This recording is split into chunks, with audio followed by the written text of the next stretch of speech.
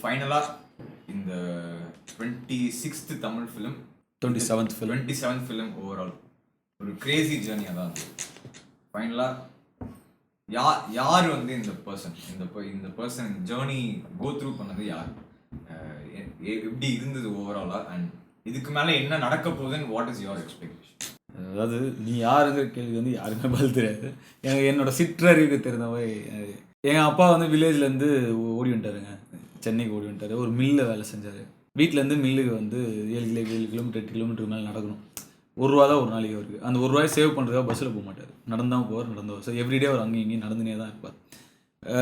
4 குழந்தைங்க.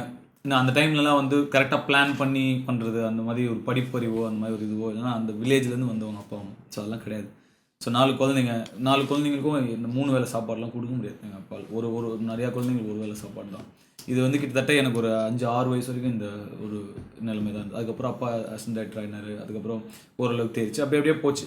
நான் யார் அப்படின்னா, எங்கள் அப்பா அந்த 7 கிலோமீட்டர் நடந்து கஷ்டப்பட்டு கால் தேய ₹1 வந்து வீட்டுக்கு வந்து சாப்பிட்டு வளர்ந்த அந்த கஸ்தூராஜோட பையன் தான் நான். அதான் என் ஜேர்னி. அந்த புண்ணியத்தால், எங்கள் அப்பா என் அம்மாவோட ப்ரேயர்ஸால் வந்த புண்ணியத்தால் தான் என்னோடய அப்ஸும் சரி.